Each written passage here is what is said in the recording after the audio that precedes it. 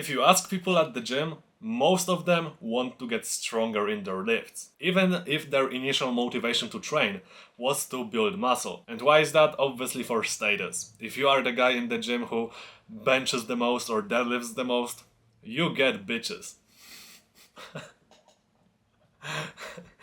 And obviously wanting to be the strongest guy is absolutely fine. However, the problem comes when people try to combine working for strength with bodybuilding. Basically, it's called power building when people try to combine both of these things.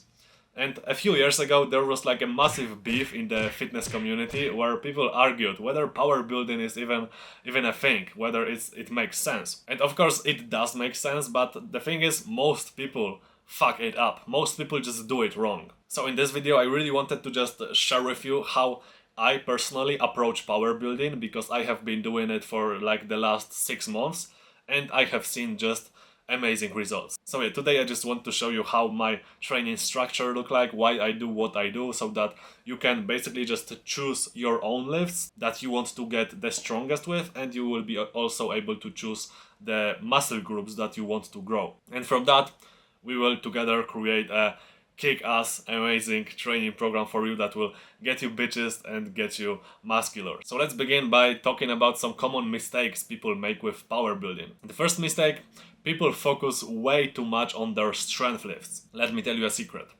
Developing like 90% of potential strength you can develop requires just training your lift twice per week for 3 sets. And progressively overloading with that. It's really not that much. And in the meantime, a lot of people just do a lot of work for strength, and as a result they make a mistake number 2, which is giving too little effort to bodybuilding exercises. If people train their strength lifts too much, their bodybuilding just suffers because they don't have energy to do it properly. And as you might know, you get the best hypertrophy when you train absolutely balls to the wall to failure. And the third mistake, also hugely associated with this problem, is just doing too little volume on your hypertrophy work. We all know that we grow from volume, not intensity. So in order to grow as much as we can, we should do as much volume as we possibly can. But obviously this ties to the previous 2 problems. People just don't have energy to put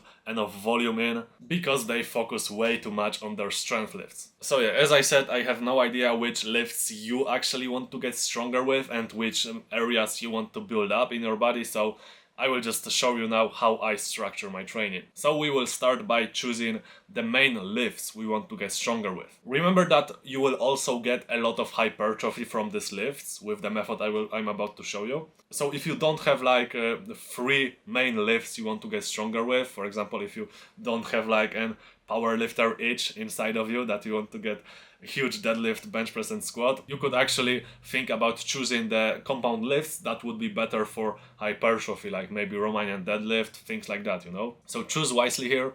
I myself have an power lifter itch, so I just choose the big 3, and I also choose OHP additionally to these 3 exercises. I basically train full body 3 times per week. I really love that split. I'm not going to talk about splits in this video. I think you could also change up some stuff to suit it to whatever split you like. So basically this is how I program my exercises in this split. And you can see that I'm doing back squats twice per week, on Monday and on Friday, and I deadlift only once per week. Basically you really want to deadlift only once per week, especially deadlift heavy. Because if you deadlift twice per week, you're just gonna fuck up your back, your lower back, especially if you also do heavy squats. I say this from my experience, so learn from the mistakes of others, please. And with bench press and OHP, you can actually see that I put them in the brackets. And that basically means that I rotate these exercises on every single workout. So when it comes to these exercises, the first week looks exactly like on this graph, and the second week will look the opposite of this. And this way I train each bench press and OHP like more than once, but less than twice per week, and this is ideal for me. So once we have our basic compound lifts that we want to get stronger with, let's now select a progression scheme for these lifts. Basically how we are going to progressively overload with them. The repetitions, sets, everything. Let's go. The progression scheme we will be using here is grayscale linear progression.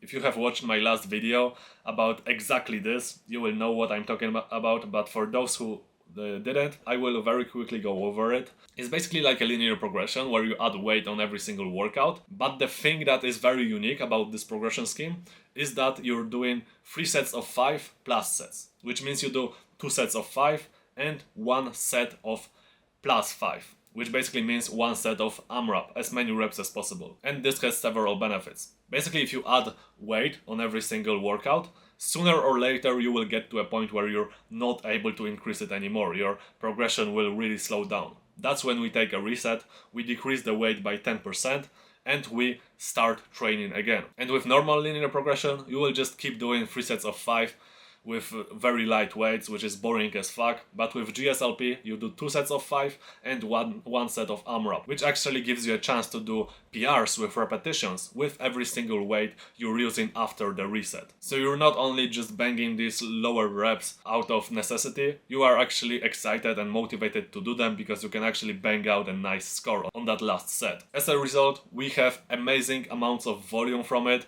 which conditions our joints, improves work capacity, which along with great strength gains gives us amazing hypertrophy, which is exactly what we want. And you actually might be surprised that I do as much as 5 reps on my compound lifts, while many people say that the best for pure strength is 1 to 3 repetitions. And I basically do that because I'm aware that my technique isn't perfect yet. So by doing 5 reps on every set, and on my last set actually doing sometimes way more than 5, I have a lot of volume, a lot of chance to drill my technique and make it perfect. I actually plan someday in the future to drop down to 3 reps while keeping everything else the same. So 2 sets of 3 reps and then on third set more than 3 reps AMRAP. But now I just stick to 5s because I really need to improve my technique. So if you haven't watched my last video and you find this progression scheme interesting, you are thinking about implementing it, go and watch my last video, it will explain it to you in much more detail. And you can actually see that deadlifts, I do them only 1 set per week AMRAP. As many reps as possible once per week. And this is honestly enough to gain strength in your deadlifts and use it to build muscle. You can try more, but please start with that 1 set, but only increase if you feel like really good in the 2nd or 3rd week. So besides the main lifts, I also have some exercises in my program that I just want to get a little bit stronger with, you know. I want to kind of maintain my strength, but I also want to naturally get a little bit stronger with them. And also get some hypertrophy from them. So I have 2 exercises like that. I call them secondary lifts. And for me it's weighted dips and weighted chin-ups or weighted pull-ups, depending on the season of my life. And as I said, it's not really my priority, so in this case I don't use the GSLP progression method, I just use a simple double progression, usually in the rep ranges of like 8 to 12. Why I do that? Because with these exercises I always like to stay at least 1 rep away from failure, and GSLP is just way more taxing for your central nervous system. And once you see what we do later in the program, you will see why I really want to conserve as much of that neural capacity in me. So obviously you don't need to choose these secondary exercises for yourself. I would actually recommend that you don't do them, at least at first, because then you will actually see if your body can handle it. The best way is to, at the beginning, do too little. If at the beginning you do too much, you're basically fucked. You really lose a lot of progress if you do that. So I recommend you to just skip that part and optionally add these secondary lifts once you feel really good and recovered after like 2 or 3 weeks of actually using that training program. So now, once we've got our strength lifts, let's focus on hypertrophy. Let's focus on bodybuilding. The stuff that actually makes a big difference in your physique. So first of all, choose 2 muscle groups that you want to grow in your body. For me, it's my chest and my biceps. You don't want to pick more than 2 muscle groups because we will be doing a lot of volume for these muscle groups, and if you choose more than 2, you might overtrain very quickly. So if you're not sure which areas to choose, you can actually just pick your strong parts in your body. If you train at least for a few months, you should already notice which parts, which muscle groups in your body are like genetically strong in your case. And if you just pick these parts and start really training them, really focusing on them, then the weak spots in your physique will start appearing. And that is when you will be able to switch to training those weak points. But if you don't have weak points, you just have to train your strong points at first. And also remember that the strength lifts you chose with the GSLP progression scheme, you will also grow a lot from them. So keep that in mind. Obviously, you can select the same muscle groups as you're using with your strength lifts. I actually do that with my chest. But if you kind of just want to grow your chest but you're not sure, you already will grow your chest with strength lifts if you chose something like a bench press. So keep that in mind, as I said. And yeah, I would actually recommend picking areas in your body that won't really get targeted by your main strength lifts, or just pick areas that are massively lacking in your physique. This is what I do. My biceps and my chest are massively lacking in my physique, so I just pick them, even though I kinda train them with my strength lifts. So now, once you got the muscle groups you want to train, you have to pick exercises. Basically isolation exercises for these muscles. And there are 3 things you must focus on while picking an exercise based on my experience. The first thing, you can feel the target muscle working during a set, and you can actually feel a pump after a set in that target muscle. The second thing, your target muscle is a limiting factor in a certain exercise.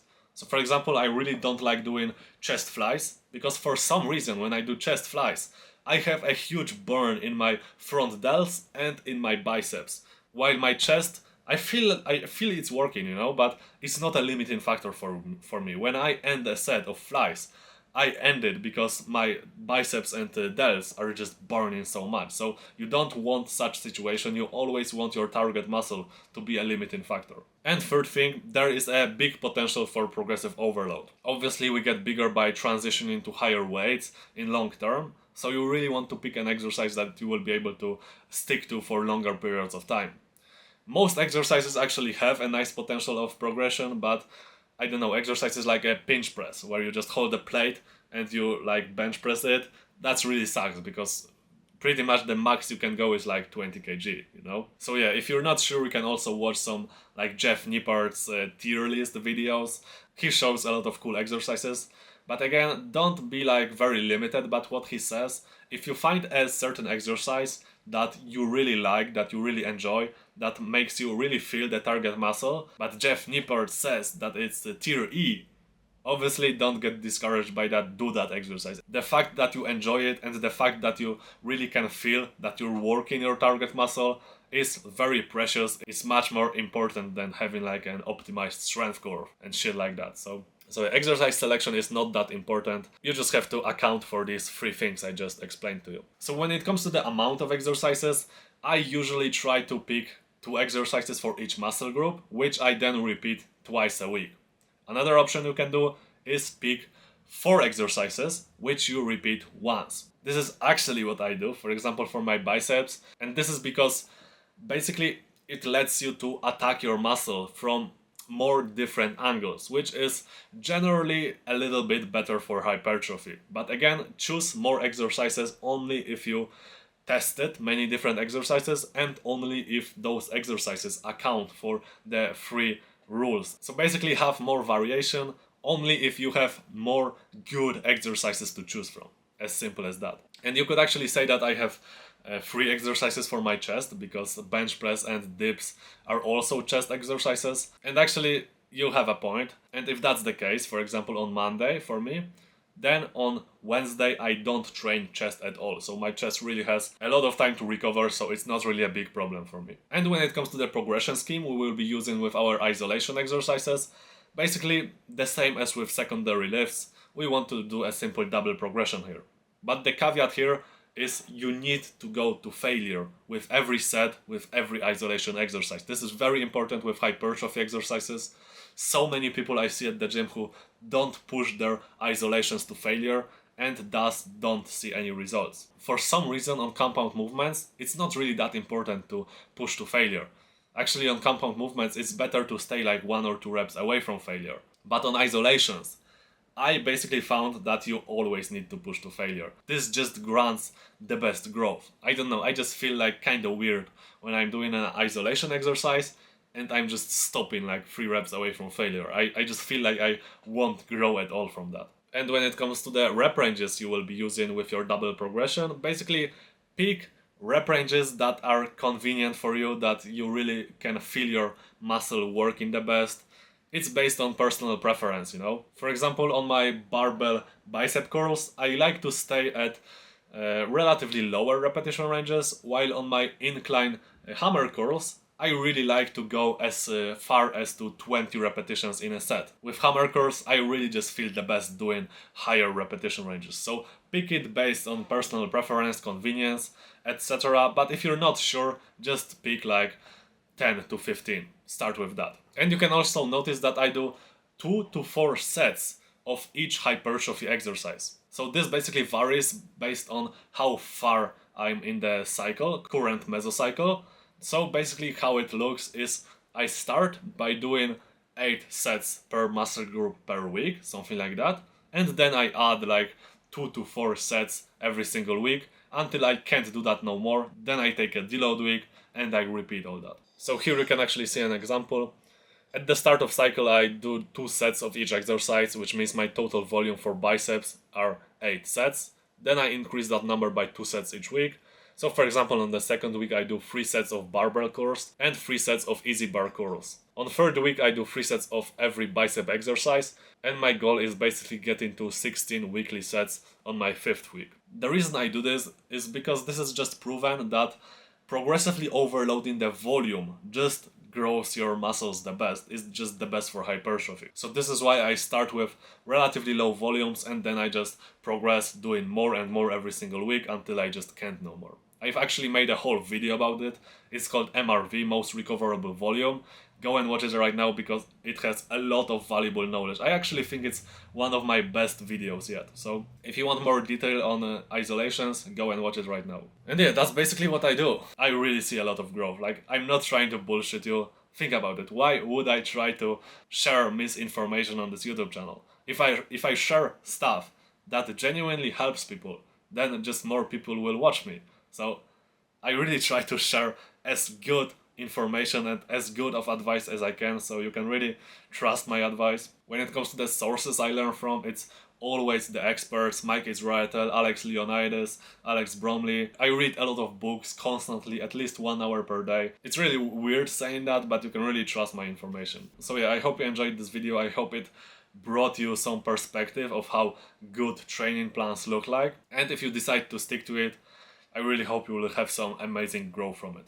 I really expect that to happen because if you follow all these guidelines, I don't see another chance happening. Obviously, you also have to stick to your diet, eat a lot, but on this channel I really don't like talking about diet. I don't know, my approach to diet is very simple. I just eat as much healthy food as possible, and it just always seemed to work. I don't even track calories, so that I don't really like to talk about this stuff, you know, because I didn't really have problems with it any time in my life. So yeah, that's it for this video. Drop a comment if you didn't understand something. Drop a comment if you want me to explain something specific, and see you in the next one. Peace out.